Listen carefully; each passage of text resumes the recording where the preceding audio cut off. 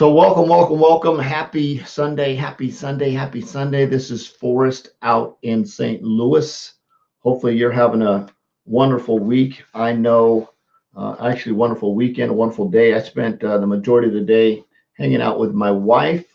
We're rehabbing our bathroom. Matter of fact, I just ordered our glass bowls that we're putting on top of a vanity. We've actually got a 9-door dresser that we're going to turn into a sink.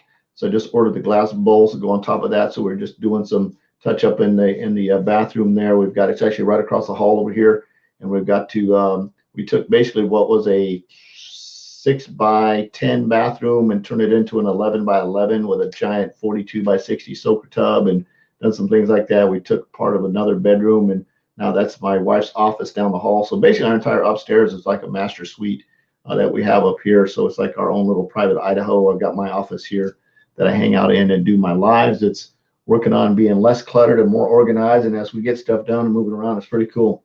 It's pretty neat. We can actually make something with your own hands and put it together and see the finished work. Matter of fact, this room that I'm sitting in right now, several years back, had to go up. I was up in the actual attic up here, and some goofball, rather than use 2 by 6s for the supports and bracing the supports, they toenailed in some 2 by 4s.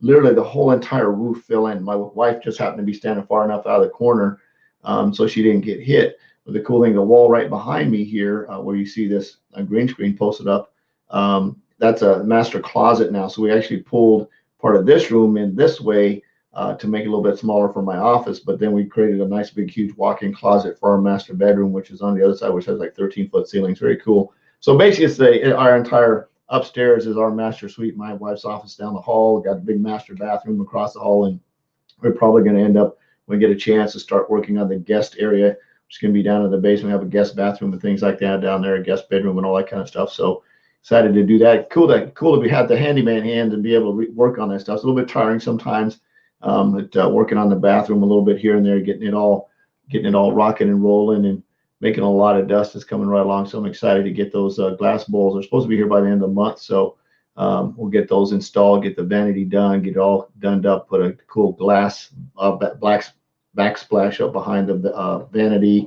It's going to look really, really pretty when we're all done. We've got big 16 by, I want to say they're 16 by 10 tiles, maybe 16 by 12 tiles for the bathroom, for the shower area. It'll be very, very cool. Excited about that. So where do you spend your time? Where you spend your time it says a lot about who you are and and when I say spend your time, it's like, who do you hang out with? Who do you socialize with? Who do you talk to? Who do you get your advice from? Who are the people that you counsel with? What are the groups of people that you hang out with? Where do you spend your time? What books do you read? What websites do you hang out on? What social media groups do you hang out in? What kind of conversations do you have with people? One of the things that I'm very, very passionate about my country, about America, and one of the reasons I'm very, very passionate about it is, one, is I grew up dirt poor on food stamps in the projects, single parent, sucks, not fun. But I was bound and determined I wasn't going to stay there. And I think I want to say around the age of 8, I decided I was going to be a millionaire. And I never looked back from that. And I turned on my hustle and kept hustling, from shoveling snow to cutting grass. When you're hungry and you're determined and you have an A driver personality, nothing stops you from getting it done. And it took me many, many years. You can even ask my wife, Devon. I mean, I had some issues with empty refrigerators. Not as bad as I used to. I mean, I can actually get around with it, but I literally go to this grocery store and just buy stuff to put in there because I didn't like to have an empty refrigerator. So I'm a lot better nowadays. I think I've recovered from that. However, I remember that having, and you'll see, I talk about no more empty refrigerators is one of my war cries, and it's very, very important that whatever our empty refrigerator is to us, is that we figure out how to fill it up.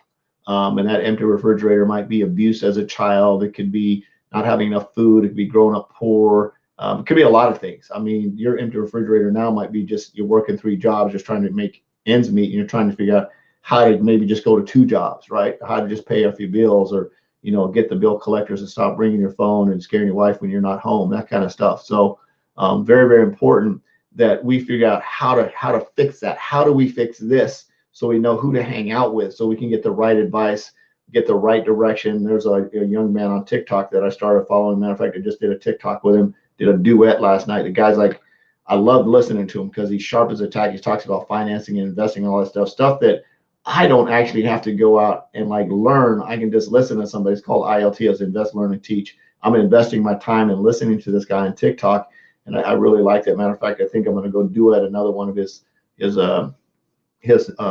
little 1 minute 60-second trainings that he does, just to share it with you guys so you can see. So if you're over on TikTok, feel free to jump on there. I'm going to knock that out here in a few minutes right after this live's over. But I just really challenge you, if your life isn't where you want it to be or going in the direction you want it to, at least heading down the right path, it's most likely because you're spending your time in the wrong places.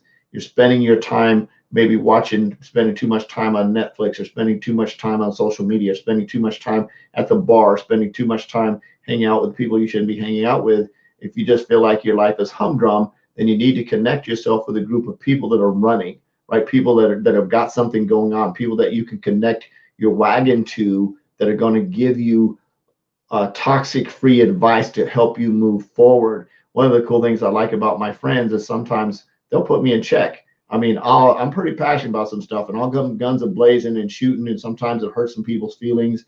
And one of my feelings about that is you got to remember is that you can't control what somebody else says or does, but you can control how you react to it. So it's very, very important. If somebody comes guns a blazing at you, you have a choice to let them come guns a blazing and think like, man, maybe they're hurting, maybe they're in fear, maybe they're really passionate. Why are they so passionate? Maybe asking them questions like, what's going on with you, man? What's happening with you? Why are you so passionate about this? Why are you so upset about this?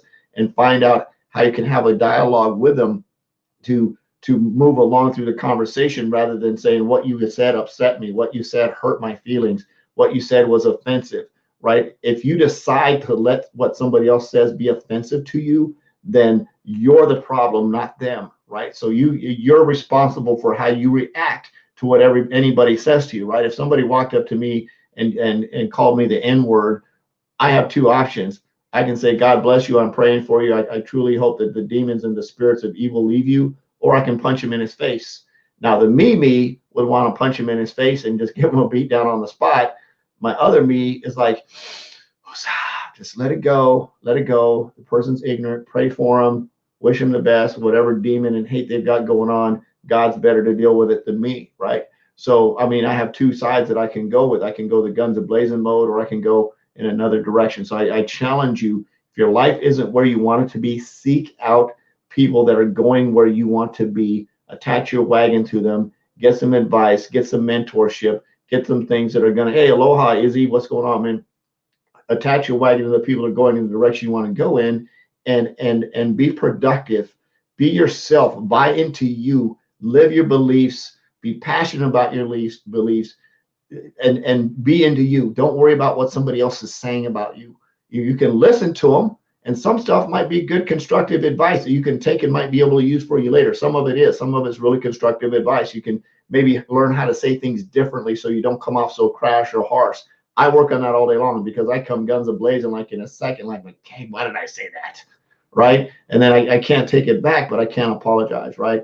On the other side, I can also look at, if somebody comes guns a-blazing at me, I can go come guns a-blazing back, or I can just figure out that maybe they're hurting, maybe they're in pain, maybe they feel cheated, whatever, right? There's something going on in emotion for them to be so passionate and upset about whatever's going on. So we got to take that into consideration as well. So I wanted to share that with you. Who are you hanging out with? Where you live? Like I said, on my LinkedIn channel, scrolling across here to the bottom, if you're not on LinkedIn, I challenge you to come and hang out there, because I'm ready to rock and roll over on LinkedIn and grow a huge, huge business and put a lot of people in my business on LinkedIn. I'm going to be doing some training on that over the next couple of months, probably here and there. Not sure when they're going to be, but we're going to do some deep dive into LinkedIn and how to build a business on LinkedIn. And right after this, I'm going to jump over on TikTok, and I'm going to do a duet with this young man that I think you guys will dig. So if you're on TikTok, come and check me out over there. My name is Forrest Knight on TikTok. It might even be Forrest Knight Senior, but I know it's at least Forrest Knight. You'll find me. I love you. Jesus loves you. There's absolutely nothing to do about it. I'm on a mission to have no more empty refrigerators, make an extreme impact, and be a legacy creator. I hope you are too. Bye-bye.